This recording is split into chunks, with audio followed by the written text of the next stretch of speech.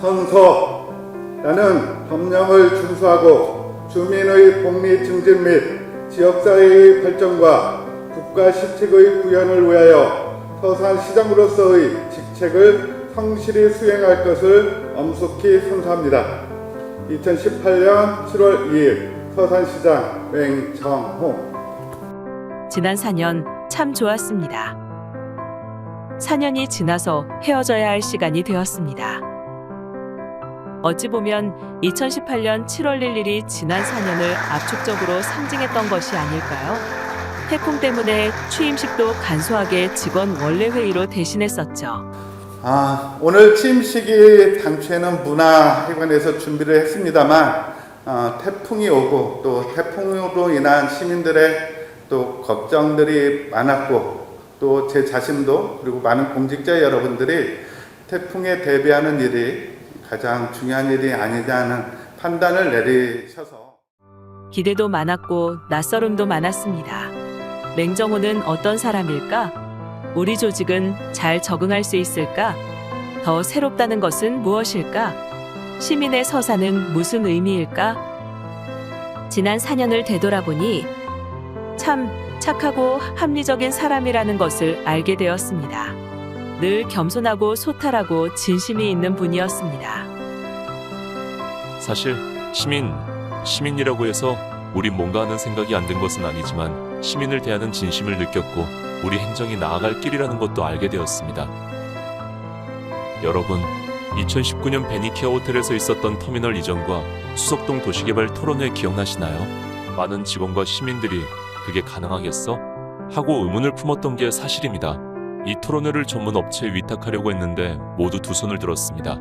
직원들이 해야 했는데 직원들도 자신이 없었습니다. 어떻게 할까? 고민할 때 내가 직접 할게 하고 시장님이 나서 주셨습니다.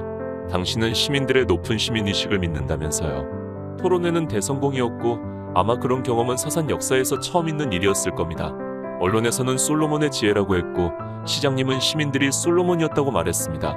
이것이 맹정호구나, 맹정호가 말하는 시민의 서산이 바로 이런 거구나 하는 생각을 갖게 되었습니다. 시장님께서 프랑스 출장 때 지곡에서 페놀 누출 사고가 있었습니다. 직원들이 달려가서 사고를 수습했습니다.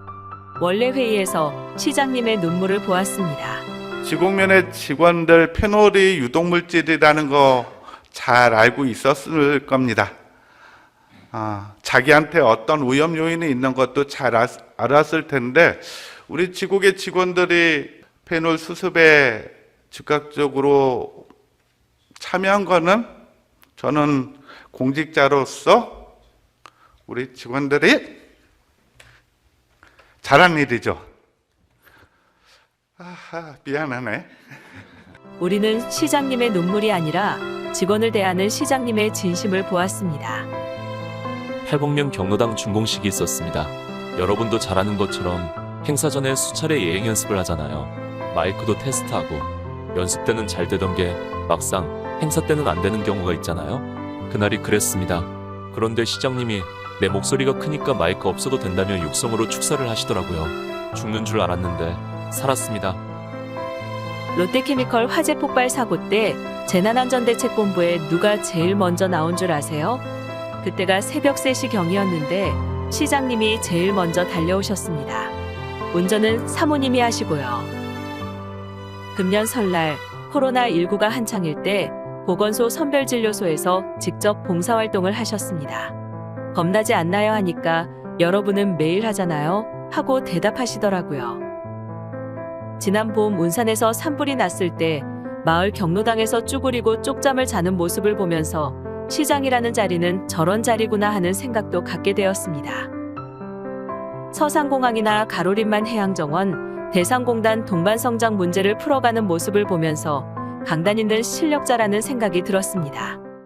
저는 충남 민항이 유치되면 우리 충청남도가 대한민국 균형 발전의 활용 정상을 찍을 것이다 이렇게 생각합니다. 시장님, 이 모든 성과가 시장님 혼자 하신 거 아니라는 거 아시죠? 저희 1,700명 직원들도 모두 시장이라는 마음으로 일한 거 잊으시면 안 됩니다. 코로나19 때문에 우리도 애썼고 힘들었습니다. 역대 최대의 정부 예산 확보를 위해 우리도 밤잠을 설쳤습니다. 온통 서산으로 밀려오는 민원, 군소리 없이 다 해결했습니다. 서산의 미래를 위해 우리도 시장님처럼 죽을 둥 살 둥했습니다. 더 새로운 시민의 서산이 뭔지를 알기 위해 공부했습니다. 그런데 솔직히 불만도 있었어요.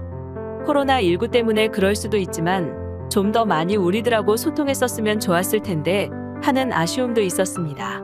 자주 질문할 때는 질문하지 말고 이렇게 저렇게 하라고 지시했으면 편할 텐데 하는 생각이 들었던 것도 사실입니다.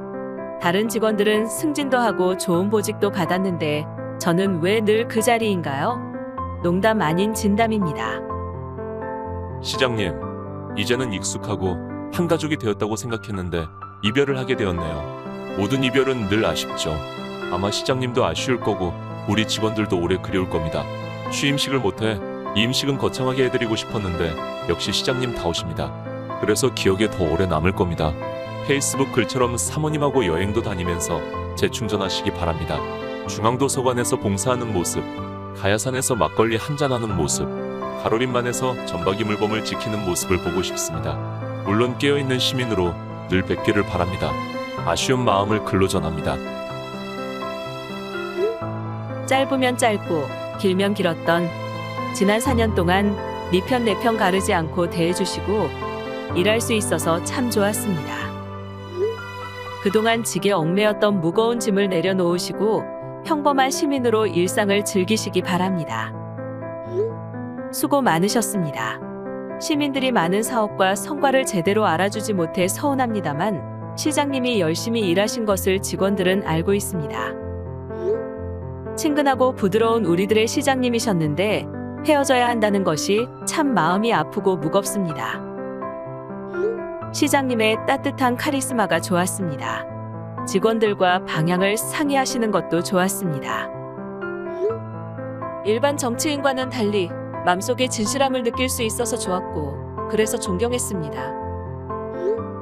일도 배우고 사람도 배우고 여러모로 배운 시간이었습니다. 그리울 것입니다. 나무가 있는 숲, 숲을 숲답게 만드는 나무, 나무와 숲의 조화처럼 시민과 우리 행정이 조화로운 서산을 함께 만들어 가기를 여러분에게 당부드립니다.